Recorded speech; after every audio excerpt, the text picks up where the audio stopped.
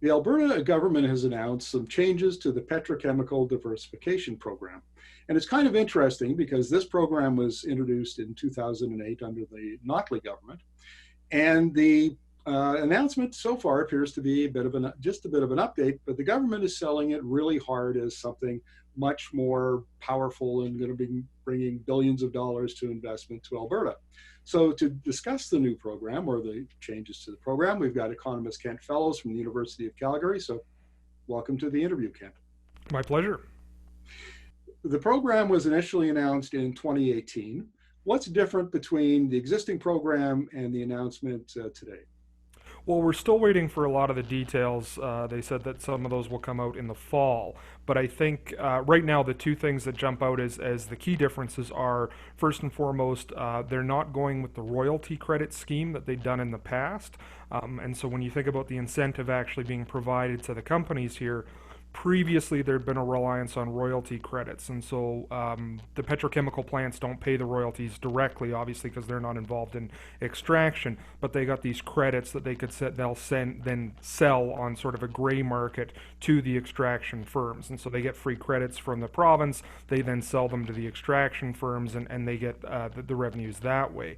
Right now, that's not as attractive an option or an incentive as it used to be because the prices are low. They're a little concerned that the demand might not be there. So this is much more a traditional sort of cash transfer that will follow any construction. So I mean, construction happens, they then get a cash transfer. So that's the first big difference. The second one is in how the government is going to be assessing the applications under the program. And so the NDP government, when they did stuff like this, and in fact the last rounds of the petrochemical diversification actions, what they would do is they would have an internal team that evaluated the proposals sort of for merit, and they'd triage the funding that way following sort of a case-by-case evaluation. Whereas this new program or the new announcement, the changes, there's sort of a flat eligibility structure.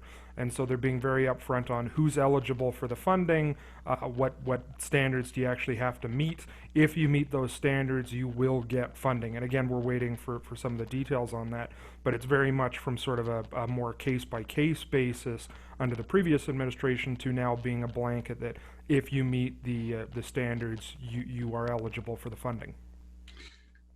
Are the changes that were announced today a tweak or a major upgrade? Um, Probably something in the middle.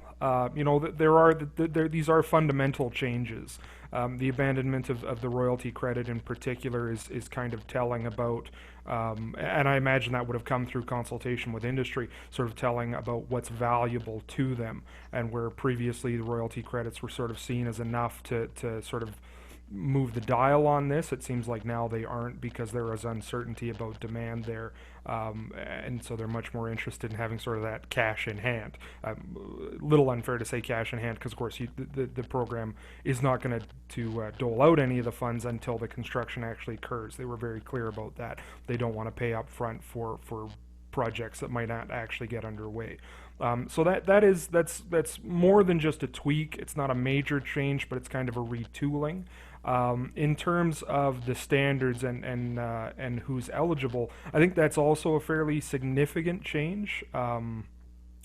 And part of that is sort of driven by the ideology. You'll see in the press statement today that the Associate Minister Nally was very keen on saying, this is not about picking winners and losers. And the joke is, well, no, I mean, you're picking a whole sector as a winner rather than individual firms as winners and losers.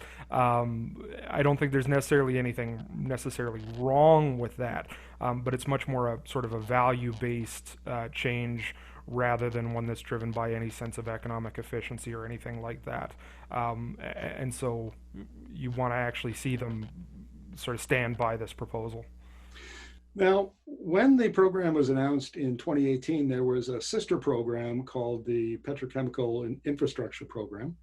And it was designed to build infrastructure like straddle plants, which sit atop of a pipeline, natural gas pipeline, and take off, propane, butane, feedstock that's required for these petrochemical plants. That program was canceled There was no indication in the press release today that it will be brought back. How important is that infrastructure to building out the petrochemical industry in Alberta?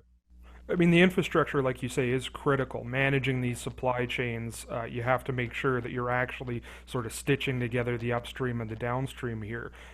Whether incentives are actually needed to motivate construction in that, I'm not sure I'd go one way or the other on that. And so it may be that the sort of pull on the string of the downstream is enough to get that movement in the midstream to get those linkages constructed. But until we get more details and we sort of see who jumps in, we won't know. So that is still a really big question mark for sure. Professor Fellows, a pleasure as always, and we'll look forward to chatting with you again about these kinds of issues. Happy to talk to you.